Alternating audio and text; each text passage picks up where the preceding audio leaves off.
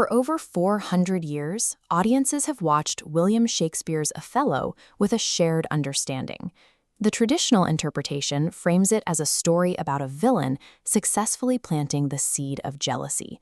We recognize Iago's famous warning to the general, calling jealousy the green-eyed monster which doth mock the meat it feeds on. Yet a strange reality emerges from the text.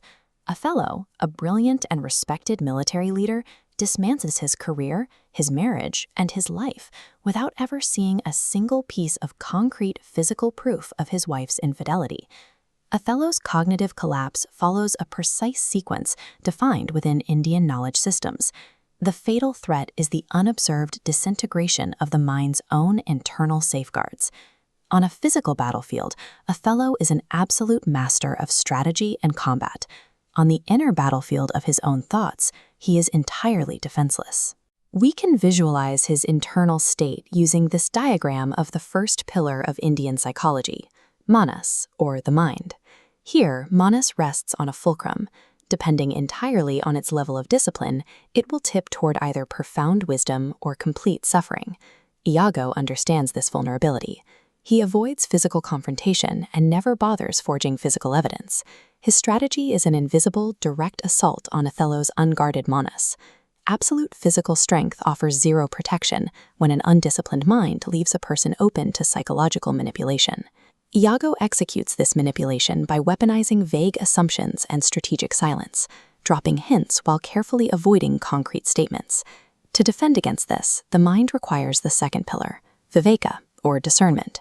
Looking at our system, Viveka acts as a vital cognitive filter, actively sorting incoming information to block baseless assumptions while allowing verified facts to reach the manas. In Othello's case, we see this Viveka filter crack and shut down completely. He actively chooses to accept rumors as certainty, allowing unchecked assumptions to flood in and corrupt his mind. The immediate consequence of this internal failure is total paralysis of reason. Othello completely abandons any attempt to objectively investigate his wife's actions.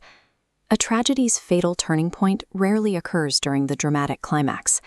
It happens at the exact moment a person surrenders their capacity to discern truth from fiction. Once discernment is gone, the resulting psychological state leaves a person utterly defenseless against their own paranoia. This introduces the final concept in our diagram, Moha, representing delusion or emotional attachment. Moha forms a thick, blinding aura that completely engulfs the corrupted mind, cutting it off from objective reality. By the time we reach the play's climax, Othello is no longer interacting with the real world.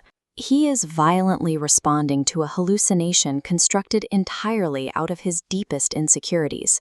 The physical destruction at the play's end follows the internal cognitive collapse that was finalized chapters earlier.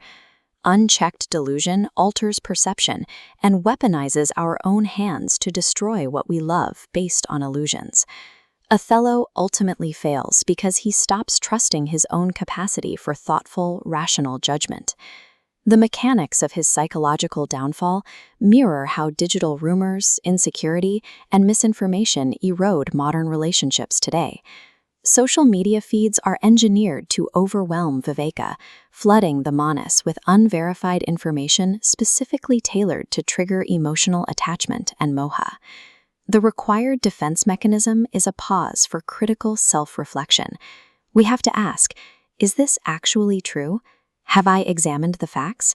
Am I responding with clarity or merely with emotion? We cannot eliminate the manipulators of the world. We can, however, starve the green-eyed monster by guarding against moha, invoking Viveka, and demanding mastery over our own manas.